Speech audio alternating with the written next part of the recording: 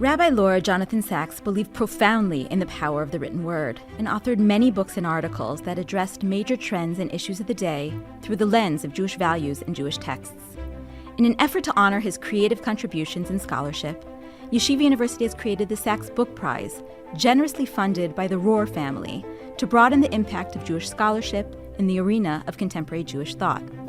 The prize aims to recognize recent publications of ideas deeply sourced in Jewish texts with wide appeal within and beyond the Jewish community.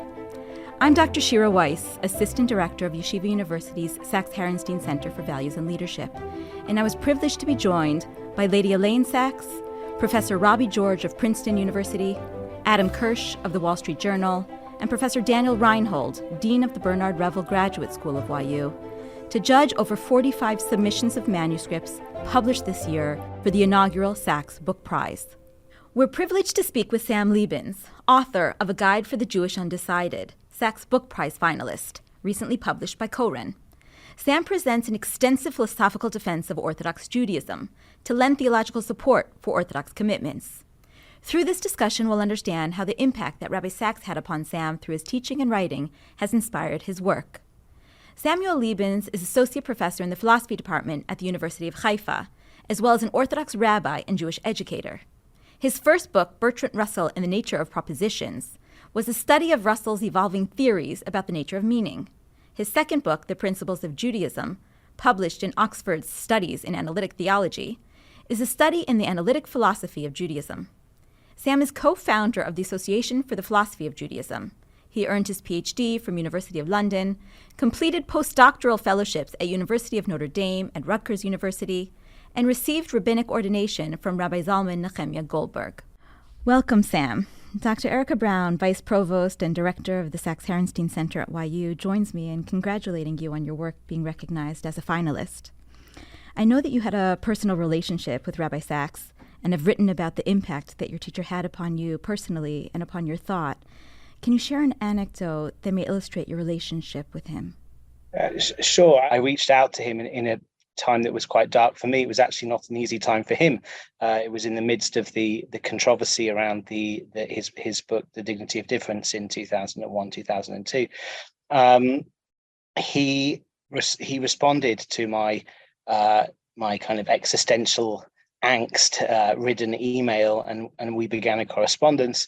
But in terms of an anecdote, I think there's something meaningful in what is actually a very, in a sense, a minor anecdote. It was a minor moment, a minor action, but it carried a great deal of weight or significance. I had just returned from Israel and started as a student of philosophy at the University of London, UCL. And I started to become active in the Union of Jewish Students. And they had a national Shabbaton, the students from all around the country. And I attended as like a new student interested in organizing Jewish events on campus and being, but it was somewhat intimidating because I was new to this organization. Everyone seemed to know each other, and Rabbi Sacks and Lady Elaine Sacks, his wife, were invited to be guests of honor at this Shabbaton, and I kind of sneaked in somewhat sheepishly to the back of the room where we were davening that night for Friday night, and the chief rabbi was already there at the very front, obviously by the kind of makeshift Aron HaKodesh, the makeshift ark that they had built for the Torah that we'd borrowed, and I'm standing at the back, as I said, somewhat sheepishly, just trying to say Kabbalat Shabbat, and there must have been 200, 300 people in the room. And Rabbi Sacks noticed that I'd come in the room. He, like I said, he knew who I was because we'd started to have this kind of personal correspondence. And he left his seat and walked all the way to the back of the shul and gave this very, very warm, big shake, handshake, and kind of bear hug kind of thing, as well as good Shabbos. And he walked back to his seat. And it was a very, very, like I said, a minor moment. But everyone in the shul just looked. They say, "Who's this guy that Rabbi Sacks just kind of?" And in the context of the relationship I had with Rabbi Sacks, that one moment at that time really significant, because it was, he knew that he knew some of my insecurities, and he knew some of my, some of my existential issues. And it was as if he was saying, I recognize you in this, in this space. And a lot of, and that made me feel empowered. And that actually enabled me to feel a little bit more freedom to be myself in that space, and perhaps to kind of to lead in that space. And I think it just ties in with what Rabbi Sacks says so often about the Lubavitcher Rebbe and other great leaders, that, a really great leader encourages other people to lead and tries to empower others. As Rabbi Sacks said so often, good leaders have followers, and great leaders create leaders. And I always felt from Rabbi Sacks that when I lacked faith in myself, he had faith in me. And that was just one little example of how much it can mean to a young person to feel trusted and valued and recognized by someone who has a position of power and prestige. Sometimes I think it's those smaller moments, even without any words exchanged, that are the most significant and the most memorable. That's right. He just said Good Shabbos. That was it. Yeah. But it was very, very meaningful to me. I was lucky to have very long conversations with him about philosophy and theology. But this Good Shabbos was, it sticks with me. Right. You reference Rabbi Sacks's teachings numerous times in this book that focuses on a topic that he cared deeply about. Mm-hmm. How did Rabbi Sacks's scholarship influence the way you wrote this book? It's a remarkable thing that since Rabbi Sacks has passed away, I, like a lot of people who felt close to him, have turned to his writings with a kind of renewed enthusiasm. I went back to his earliest works and started reading them again, and I came to realize that so many of the things I thought I may have come up with myself over time were really shaped by Rabbi Sacks. Oh gosh, this book was written mainly in 2018, and then it went on the back burner for a while, and it was only after Rabbi Sacks passed away that I came to kind of do the finishing touches.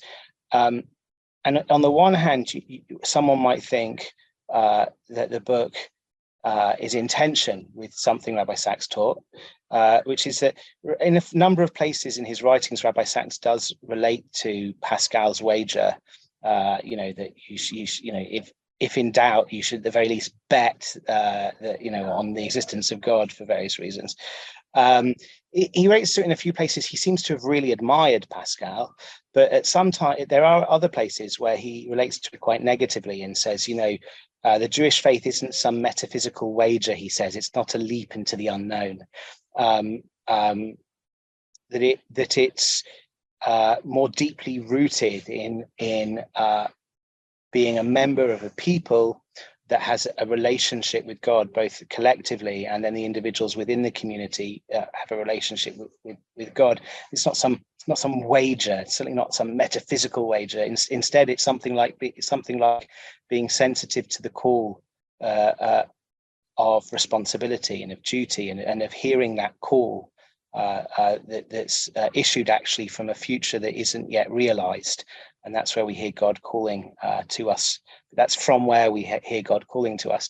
And my book is actually, in a sense, a long study on Pascal's wager, because it sets up a wager, talks about how much evidence would you need to have in order to make this wager a reasonable wager for a Jewish person to commit to, and explores that question from that perspective. But Rabbi Sacks had what I would call a communitarian epistemology, and to break that kind of jargon down, what that means is Rabbi Sacks thought that we find our sense of identity from being a member of a community. The community gives us our language. It gives us our kind of conceptual and symbolic landscape. And if we didn't have a conceptual and symbolic landscape, it would be very hard to come to know anything. Rabbi Sacks talks about this in a number of places, that you don't really find your agency or your identity, even as a thinker, abstracted away from being a member of a community, a people with its own culture and conceptual and symbolic landscape. And actually, that's what my book is about. It's called A Guide for the Jewish Undecided. And the idea I'm trying to explicate is that Pascal's wager is not a good wager in the abstract, but it becomes a very compelling wager if you are already located in a specific cultural context. And the argument is that for Jews who feel committed to their Jewish identity, and Rabbi Sacks wrote a great deal about the nature and power and meaning of having Jewish identity, especially in what was published in England as Radical Then, Radical Now, a letter in the scroll that was published as in America. My argument is that, Pascal's argument might be a good argument for Christianity in some cultural contexts. It might be a good argument for Islam in some cultural contexts. This was a problem with Pascal's wager known as the many gods objection. Which God should you wager on? But my argument is, and it's very much based on what I call Rabbi Sacks's communitarian epistemology, that if you find yourself embedded within the Jewish community, and if that has in any way shaped your symbolic and conceptual landscape, if that's in any way given you a sense of who and what you are, then actually the wager becomes very, very compelling, that one should, so to speak, bet on one's Judaism and act in accordance with the kind of weight of Jewish responsibility in terms of halachic observance. I do think the wager, even in this context, requires evidence. We need evidence in order to believe that God exists. We need evidence in order to believe that the Torah really is the will of God. But my argument is the evidential threshold is made lower for those who are already committed to their Jewish identity. And I believe that the evidential threshold is met. And that's why I look into arguments for the existence of God, arguments for the authenticity of the Torah. And I argue that maybe this shouldn't convince, so to speak, a detached outsider. But I argue, based on the nature of what rationality really is and how beliefs and identity are really formed, that it should compel the Jewish undecided. You certainly took on, as you just mentioned, some of the most challenging philosophical problems like God's existence, faith, evil, revelation at Sinai. And you mention a lot of philosophical proofs from non-Jewish sources. How did you choose the arguments you analyzed throughout your book? Certainly you mentioned Pascal's wager and perhaps Rabbi Sacks's criticism. And how did you, perhaps for those who haven't yet read your book, how did you retool some of those arguments, like, for instance, Baruch Pascalberg? Yeah. So Pascal's wager, at least as it's traditionally understood, actually there's some interesting historical scholarship about what his real intentions were, but as it's historically understood is that Pascal was writing to a universal audience and saying, either Catholicism is true or it's false, and the best bet from the position of decision theory is a branch of mathematics that Pascal actually helped to pioneer. He argued that from a decision theoretic perspective, it's a no-brainer. We should all be betting on Catholicism. And very early on, I think it was Denis Diderot who first pointed out, well, you've made it sound like there's only two choices, like atheism or Catholicism, but there are lots of different horses in this race, right? There's Hinduism, Islam, Judaism, Protestantism. Which God are you supposed to bet on? And so one of the things I do in the book, my professionally, my work is as an academic philosopher, and I'm interested in the nature of rationality and reason. So one of the things I do in the book is to say, no, Pascal's wager can work, but only to specific audiences. So I imagine a Baruch Pascalberg, but also Ibn Pascal Abu Blaze, whatever it is. You could have an Arabic one, you could have a Sikh one, you could have a Hindu one. The idea is that it's actually, even though we do want to find objective truth, and I believe that really is the aim of all philosophical and scientific inquiry, it's also not possible to reason in a kind of cultural and social vacuum. And therefore, whether we like it or not, we all have to build our theories starting from somewhere. And where we start from does affect what's going to look rational or reasonable. And so I argue that, from certain cultural perspectives, betting on Islam might be the best idea, and from certain cultural perspectives, betting on Christianity might be the most rational, way to deal with the evidence that we have. My argument is that for most culturally Jewish people who identify with their Jewish identity but aren't perhaps all that religious, it becomes overwhelmingly rational to so to speak wager on their Judaism. So that's taking Pascal and then putting it through a kind of Sacksian lens through Rabbi Sacks's communitarian epistemology. But then I say, okay, but still, we're not going to take the wager if there's absolutely no reason to believe that God exists. Then wager on atheism, and you might think you'd have an easier life. So I want to look at as objectively as I can at the evidence. And there you ask, how do I choose the arguments? Well, on the one hand, I wanted to show the arguments that I thought from my exposure to contemporary analytic philosophy of religion as a professor of philosophy.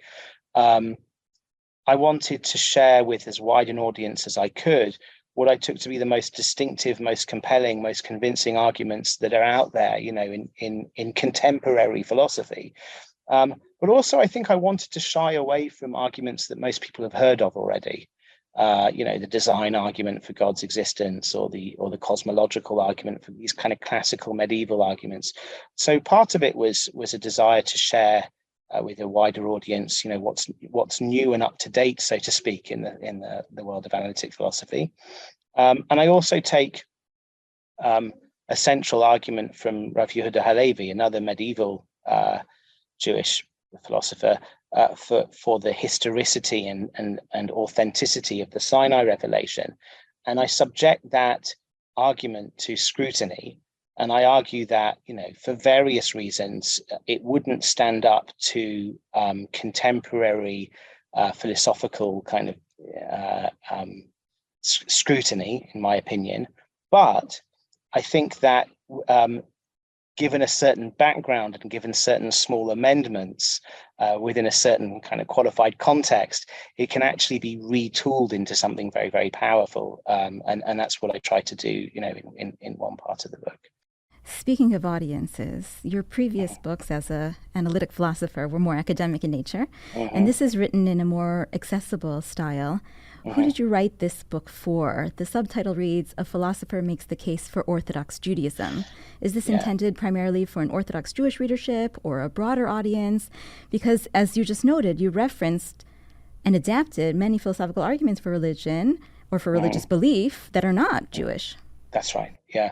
And again, one thing I think Rabbi Sacks was slightly misunderstood about, but I think it's certainly nobody doubts it was a central platform of his thinking, was a certain species of religious pluralism, if you like. He was uncomfortable with that word in some instances, but there's an interview where he says that he'll accept it in a qualified form. There's a sense in which he adopted a religious pluralism. And this book is written in that spirit, that it might be rationally compelling for Jews. God might have created the world in such a way that it was rationally compelling for Jews to adopt their Judaism, to answer the call to human responsibility that is halachic observance, in the Jewish symbolic landscape that I'm talking about. But it could also be equally well the case that God has made the world such that people in other cultures are not necessarily called to the same thing. So in a sense, the book is very purposefully it's not like a book of Christian or Islamic apologetics, which would be written for the non-Christian or the non-Muslim, trying to convince them to convert to their religion. No, the extent to which Judaism is pluralistic doesn't allow for that, and in fact, it might even be immoral or wrong to try to convince people outside of the fold to throw away their own culture and their own commitments and come to us. In fact, our mutual teacher, friend, mentor, Professor Schatz, has written about the ethics of religious persuasion and from a Jewish perspective. We're not missionary, proselytizing faith. So the audience I had in mind for this book was intelligent, educated Jews of all denominational hues, of all levels of observance. I tried my hardest to make it accessible. There's no doubt that some of the arguments are really hard. And when you read philosophy, even if it's been made as accessible as possible, you might need to read one or two chapters twice. So you might need to kind of go over the paragraph a couple of times. So it's not like reading perhaps an easy novel or something, but I've really tried to make it as accessible as possible. But I also hope, and I think this again is in the spirit of Rabbi Sacks, I also hope that even though this book was written for a Jewish audience, interested non-Jews would get something from it. It wouldn't try to convince them to give up their own, religion, but it might convince them to engage more with God in their life, through their own cultural, religious ways of doing that. The way to do that as a Jew is through Torah and mitzvot, or so I argue. You just mentioned conversion, and you set out your objective to look at what it means to be a committed Jew, and then you argue that Jews have good reasons to make that committed. And then you begin your analysis by discussing conversion. Why? That's a nice question. So there's this idea, right, that what makes sense from within a cultural or communal perspective, what makes sense from within one of those perspectives could be very different to what makes sense from outside of it. And then it becomes really interesting. Why do people join us who didn't start out with that perspective? And I think that Rabbi Sacks is what I call this communitarian epistemology that says that actually it's belonging to a community with its own language and symbolic landscape that allows you to become a thinker to begin with. And only then, once you are a thinker, can you assess the evidence for various claims and come to informed conclusions. So first you have to become a thinker. And I think there's something very interesting about the laws of Jewish conversion. And that's what I tried to tease out at the beginning of the book. And that's that historically, at least, the canonical texts that deal with conversion, from the Bible through the Midrashim to the Talmud and the codes, and even a contemporary responsa up until a certain point, they have a surprising lack of emphasis on the beliefs of the candidate for conversion. That's not to say the beliefs are irrelevant, and I speak about it in depth, the relevance of their beliefs, but there's a surprising lack of emphasis that the priority, it seems, throughout the history of the kind of philosophy of Jewish conversion has been, are you throwing your lot in with this people? And my argument is that Jewish attitudes to conversion are actually a really key location for discovering the Jewish roots of Rabbi Sacks's own communitarian epistemology, because what the halakha of conversion is really revealing to us is, if you're properly rooted in the community, then your identity as a thinker will be calibrated such that the evidence will speak in favor of commitment to Jewish theology and to Jewish practice.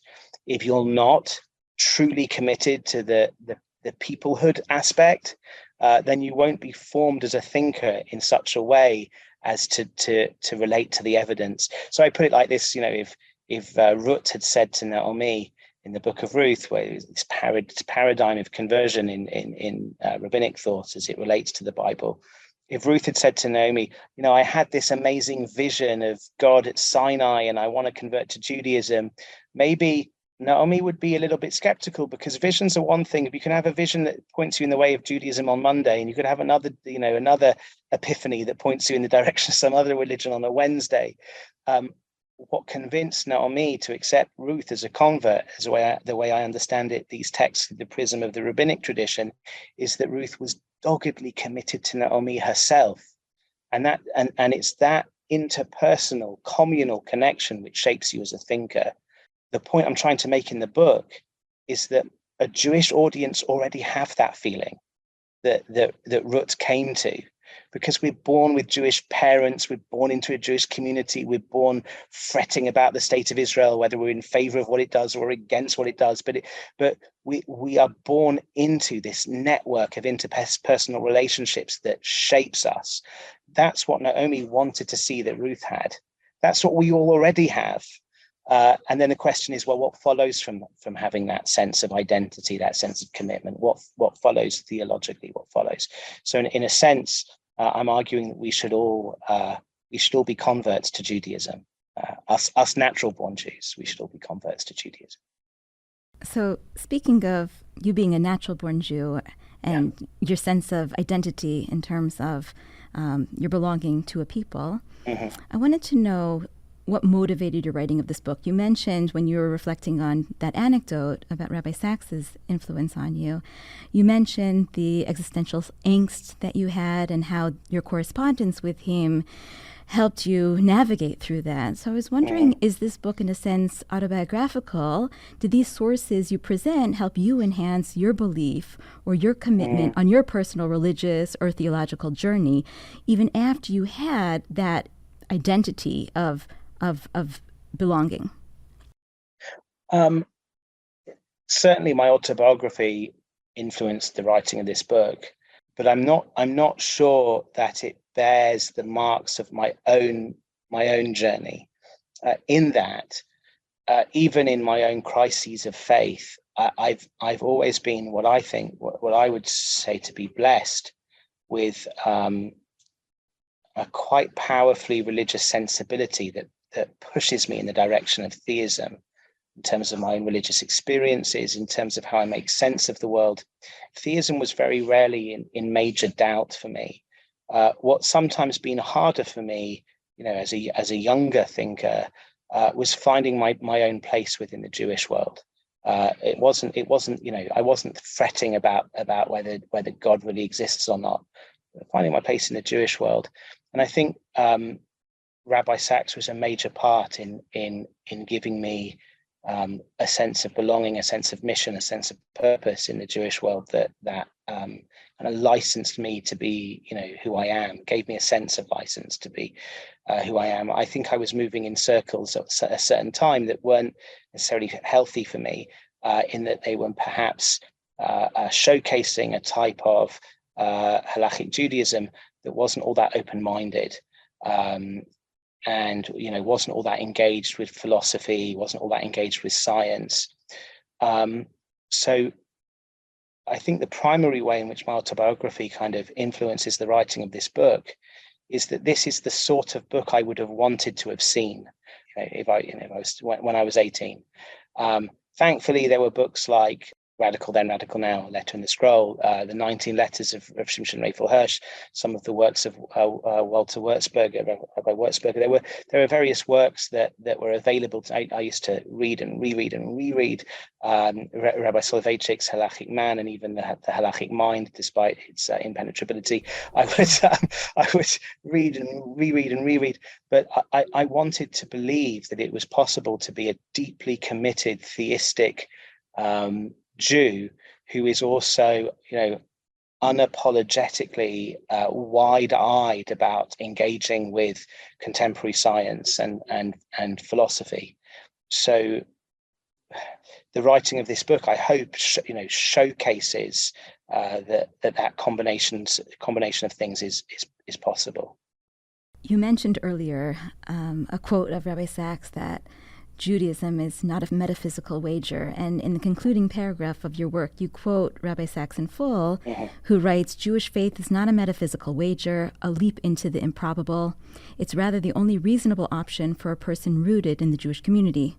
When one looks at the world unflinchingly from a Jewish perspective, one will come to experience Judaism not as the distant promise of an afterlife, one too good not to wager upon, but as a call to human responsibility emanating from the heart of existence itself. How do you interpret this human responsibility? Yeah, this is, I think it's a kind of subtext of the book, perhaps not as explicit as it should have been, or as I would have liked it to have been, and perhaps in future work I'll try and make it more explicit. But I'll say something sounds somewhat brave. I don't think it is as brave as it sounds, or controversial as it sounds.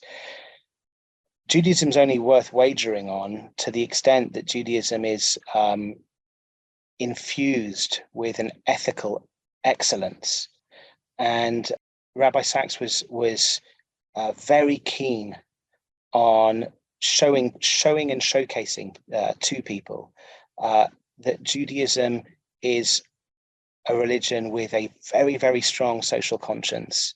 In response to Karl Marx's claim that religion is the opiate of the masses, he said there never was a religion that was less of an opiate than Judaism, because it's a religion of dissatisfaction with the status quo.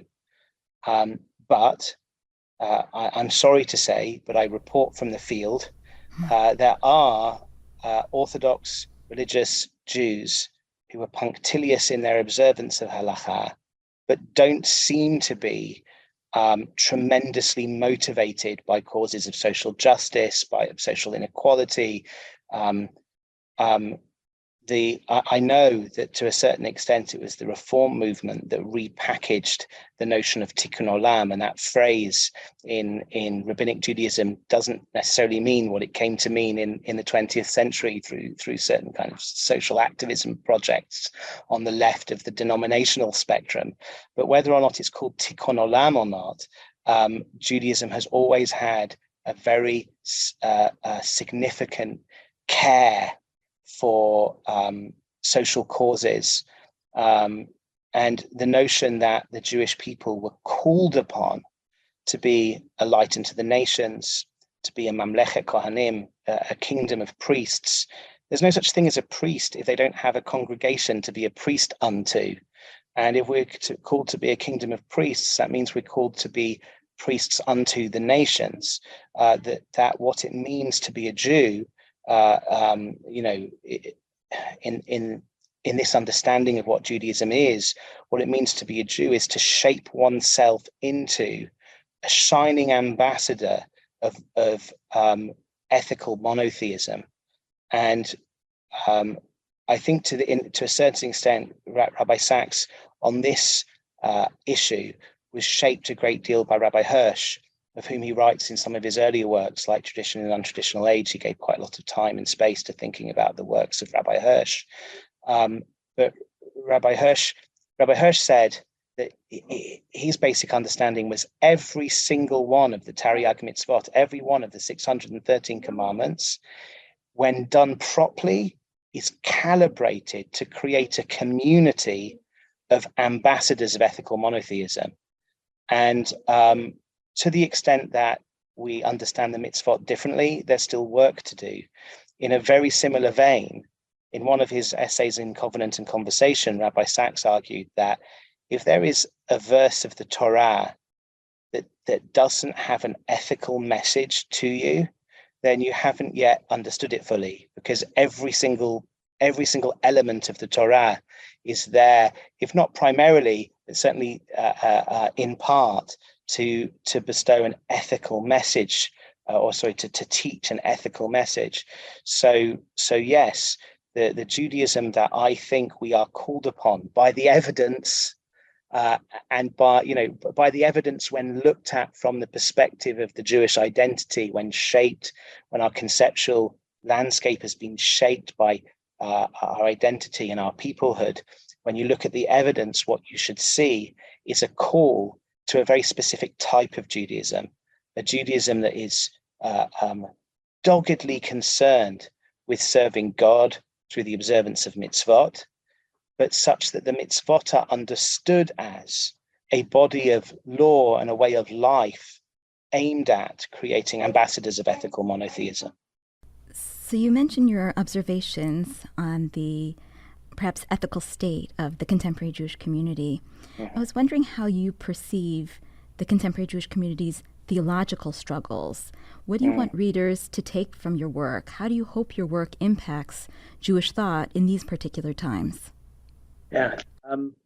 So I don't. First of all, I don't want to sound either priggish or judgmental.